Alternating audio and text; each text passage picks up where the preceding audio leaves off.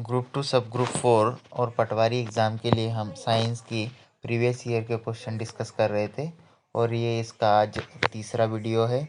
तो आइए डिस्कस करते हैं। तो पहला प्रश्न है, सोडियम और पोटेशियम धातु जो बहुत अभिक्रियाशील होते हैं रखा जाता है। तो सोडियम और पोटेशियम को मिट्टी के तेल में रखा जाता है। इसका सही उत्तर है मिट्टी के तेल में। अगला प्रश्न है, धमनियों का मुख्य कार्य क्या है। तो धमनियाँ जो होती है उनका मुख्य कार्य जो होता है ऑक्सीजन युक्त रक्त को हृदय से शरीर के विभिन्न हिस्सों में ले जाना होता है। जबकि जो सिराएँ होती है उनका मुख्य कार्य जो है ऑक्सीजन युक्त रक्त को शरीर के विभिन्न हिस्सों से हृदय तक ले जाती है। ठीक है। तो अगला प्रश्न है, ठंडी हवा जो भूमि से समुद्र की ओर चलती है का कारण होती है। तो ये थल समीर का कारण होती है। जैसे जो हवाएं थल से समुद्र की ओर चलती है उसे थल समीर कहा जाता है, और ऐसी हवाएं जो समुद्र से थल की ओर चलती है, समुद्र से भूमि की ओर चलती है, उन्हें जल समीर कहा जाता है। अगला प्रश्न है, निम्नलिखित ग्रह पूर्व से पश्चिम की ओर घूर्णन करते हैं। तो वीनस और यूरेनस जो है पूर्व से पश्चिम की ओर घूर्णन करते हैं। बाकी सभी ग्रह जो है पश्चिम से पूर्व की ओर घूर्णन करते हैं। ठीक है। अगला प्रश्न है, एक बल्ब में एक पतला तार होता है जो जलता है जब उसमें धारा प्रवाह होता है, इसे कहा जाता है। तो इसे फिलामेंट कहा जाता है और यह टंगस्टन धातु का बना होता है। अगला प्रश्न है, वो लघुत्तम समय अंतराल जिसे सामान्य रूप से उपलब्ध घड़ियों से मापा जा सकता है। तो ये 1 सेकंड होता है। 1 सेकंड इसका सही उत्तर होगा, 1 सेकंड। अगला प्रश्न है, 6 से 8 साल की उम्र के बीच बच्चों के जो दांत गिरते हैं उन्हें कहा जाता है। तो उन्हें दूध के दांत कहा जाता है। दांत जो है उन्हें दूध के दांत कहा जाता है। अगला प्रश्न है, पेरिस्कोप एक यंत्र है जो प्रयोग करता है। तो पेरिस्कोप में जो है समतल दर्पण का उपयोग होता है, और पेरिस्कोप एक ऐसा यंत्र होता है जिसकी सहायता से आप गहराई में स्थित वस्तु का पता लगाया जा सकता है। ठीक है। तो पेरिस्कोप जो यंत्र है उसके द्वारा गहराई में स्थित किसी वस्तु को देखा जा सकता है। अगला प्रश्न है, घास में मौजूद एक विशेष प्रकार का कार्बोहाइड्रेट जिसे मानव द्वारा नहीं पचाया जा सकता, वह कौन सा है। तो वह सेल्यूलोज होता है, और सेल्यूलोज जो होता है यह मानव द्वारा इस कार्बोहाइड्रेट को मानव द्वारा नहीं पचाया जा सकता। और सेल्यूलोज से जो है कोशिका भित्ति जो अ, अ, पादपों की या पौधों की जो कोशिका भित्ति होती है वो सेल्यूलोज की बनी होती है। अगला प्रश्न है, मौसम पूर्वानुमान इसका उपयोग करता है। तो मौसम पूर्वानुमान जो है इसमें न्यूनतम अधिकतम न्यूनतम तापमापी का उपयोग किया जाता है। तो इसका सही उत्तर है अधिकतम न्यूनतम तापमापी।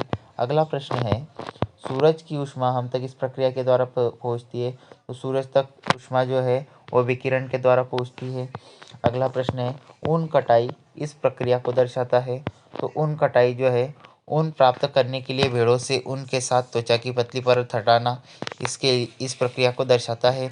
अगला प्रश्न है, फूलों और पुलों और गाड़ियों के निर्माण में इस्तेमाल होने वाले लोहे को मजबूती देने के लिए जिंक की कोटिंग करी जाती है, जो इसे संक्षारण और जंग लगने से बचाता है। इसका सही उत्तर है संक्षारण और जंग लगने से बचाता है।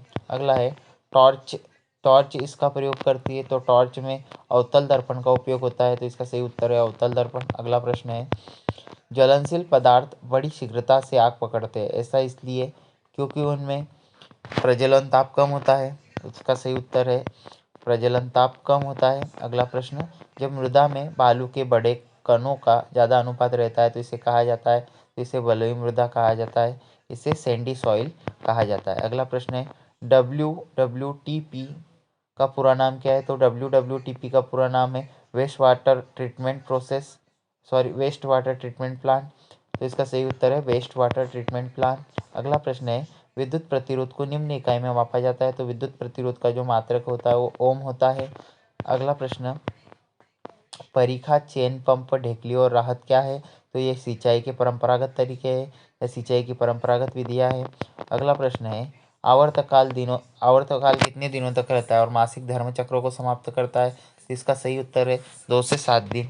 अगला प्रश्न है, विशिष्ट सूक्ष्म जीवों का वर्धन करके बनाई गई दवा जिससे अलग अलग रोगों का उपचार किया जाता है। तो इसका सही उत्तर है एंटीबायोटिक। अगला प्रश्न है, भूजल प्रक्रिया द्वारा पुनर्भरण हो जाता है। तो भूजल का पुनर्भरण जो होता है वो अंतः संध्यन द्वारा होता है। इसको इनफिल्ट्रेशन भी कहा जाता है। तो अगला प्रश्न है लाइकेन, इनके बीच का सहजीवी संबंध होता है। तो लाइकेन जो होता है शैवाल और कवकों के बीच का सहजीवी संबंध होता है। इसका सही उत्तर है शैवाल और कवक। अगला प्रश्न है निम्नलिखित प्रक्रियाओं में से कौन सा भौतिक परिवर्तन का एक उदाहरण नहीं है। तो इसका सही उत्तर है पानी में नमक का घुलना भौतिक परिवर्तन का एक उदाहरण नहीं है। अगला प्रश्न है खमीर में अवायवीय शोषण के परिणाम से बने उत्पाद है। तो इसका सही उत्तर है कार्बन डाइऑक्साइड और अल्कोहल। तो दोस्तों ये थे हमारे आज के 25 क्वेश्चन प्रीवियस ईयर के। अब इसी तरह हम आगे प्रीवियस ईयर के क्वेश्चन यहाँ पे डिस्कस करने वाले हैं। तो इस चैनल को लाइक कीजिए, सब्सक्राइब कीजिए और शेयर कीजिए। धन्यवाद।